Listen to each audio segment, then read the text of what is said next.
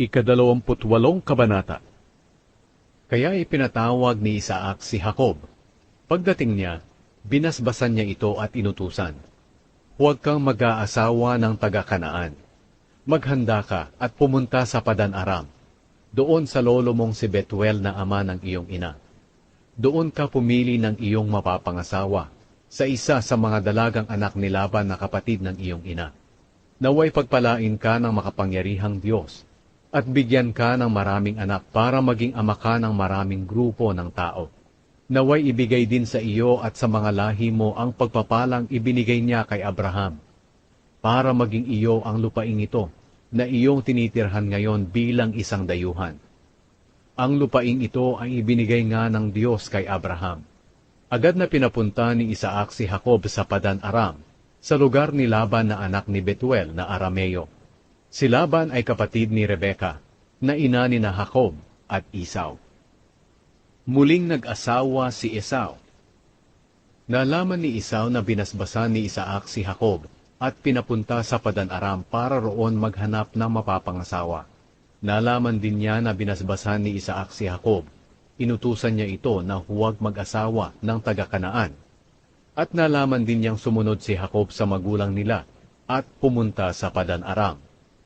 Dito napansin ni Esau na ayaw ng kanyang ama ang mga babaeng taga-Kanaan.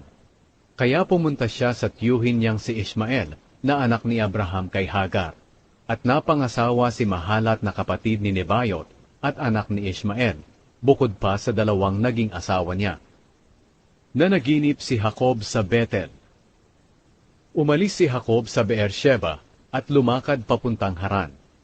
Nang lumubog na ang araw, nakarating siya sa isang lugar at doon nanatili ng gabing iyon.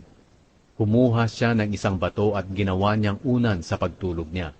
Ngayon nanaginip siya na may isang hagdan na nakatayo sa lupa na abot hanggang langit. Nakita niya ang mga anghel ng Diyos na umaakyat at bumababa sa hagdan.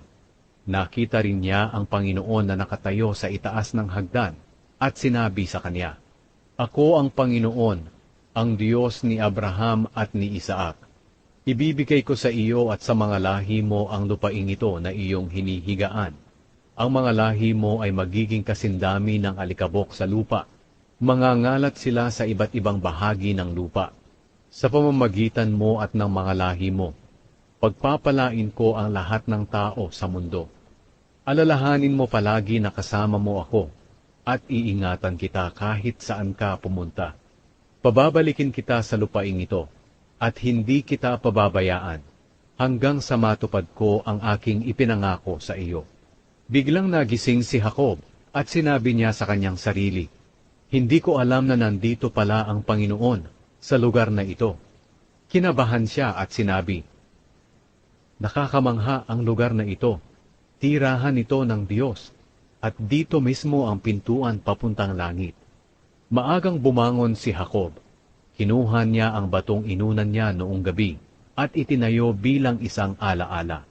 Pagkatapos, binuhusan niya ito ng langis para maging banal. Pinangalanan ni Jacob ang lugar na iyon na Bethel. Dati ay Luz ang pangalan ng lugar na iyon. Sumumpa agad si Jacob na nagsabi, "Panginoon, kung sasamahan po ninyo ako at bibigyan po ng pagkain at damit, at kung makakabalik po akong muli sa bahay ng aking ama na walang masamang nangyari sa akin, kikilalanin ko po kayong aking Diyos. Ang bato pong ito na itinayo ko bilang isang alaala ay magpapatunay ng inyong presensya sa lugar na ito.